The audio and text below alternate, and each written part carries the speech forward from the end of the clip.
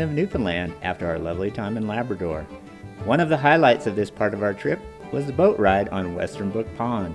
We were quite impressed with the experience and the beautiful scenery. During this time we join up with some of Rebecca's family and will be with them off and on for the next few weeks. We will travel south along the west coast and spend one night in Cowhead.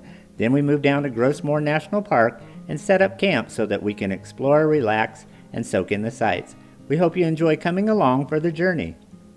Cowhead is a great little town with a nice restaurant, a performing arts theater, and a beach that goes for miles at Shallow Bay.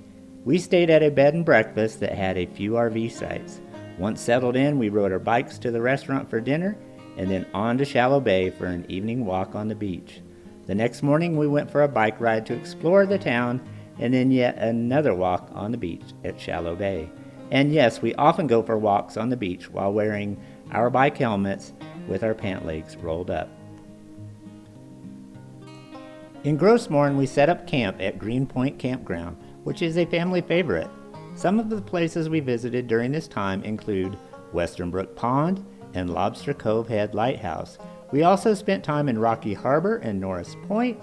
We made it to the Tablelands on previous visits, but I had to include a couple of photos for this video.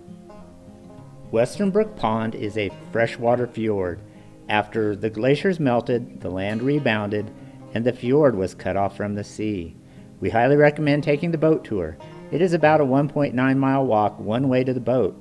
With some advance notice, a shuttle can be arranged for those who can't walk the distance. As some of you may know, I have a muscle disorder called Pompe disease. It is a progressive muscle disease that slows me down a bit, but I do what I can.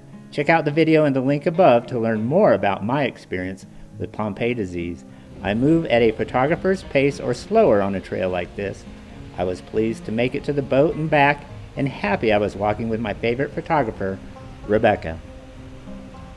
Point Falls, like all the rest of the waterfalls you've seen in here today, it's really insignificant. It's applying this pond with water. Now guys, this pond here you see, most outlets and most ponds this size would flush itself completely 6 to 8 times per year.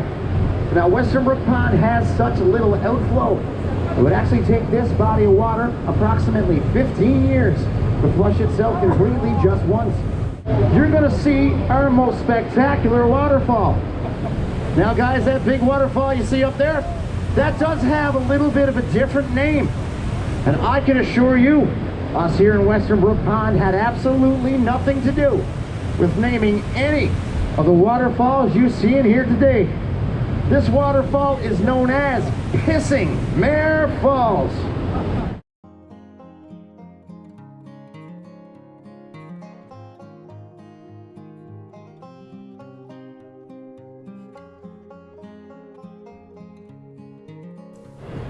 The pond, or lake as most of us would call it, is almost 10 miles long, and the 2-hour boat ride will take you from one end to the other and back again.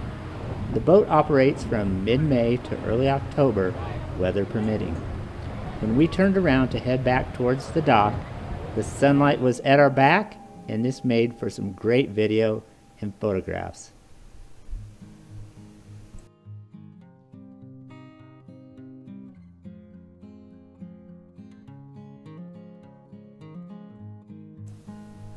Rocky Harbor is a great little town. Its history has been closely linked with fishing and forestry. Now it has grown into a tourism community, as many communities in Newfoundland have done. A few of our favorite places to visit are the Glass Station Gallery and Studio, where one can find impressive handmade glass works of art.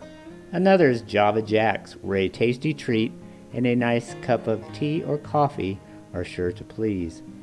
They even have a fun and funky restaurant upstairs where fresh fish and seafood, wild game, and vegetarian fare are served.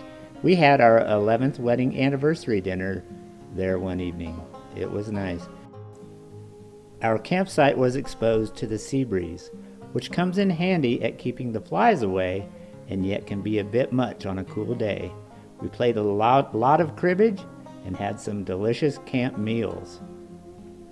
With Green Point in the background, many sunset photos were taken.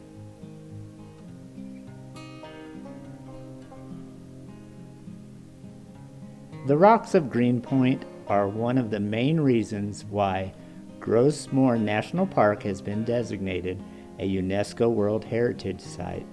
Greenpoint was designated the Global Stratotype section and point, representing the division between Cambrian and Ordovician periods of geologic time.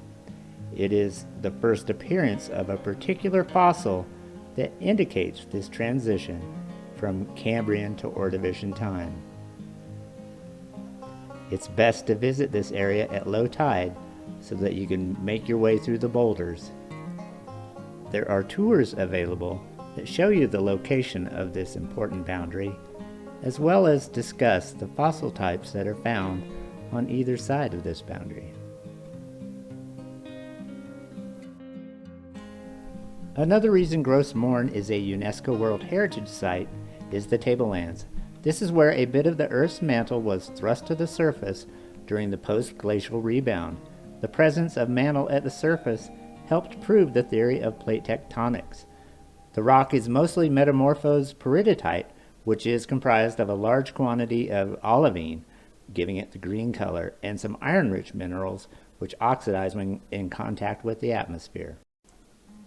We made it back up to Shallow Bay one more time for an indoor picnic and a chilly walk on the beach for my birthday. The indoor shelter was new and quite appreciated. Thank you, Parks Canada. Please subscribe to our channel if you made it this far. Click on the like button and the notification bell so that you will know when new videos are available. Thank you for joining us at JoLee Living. Bye.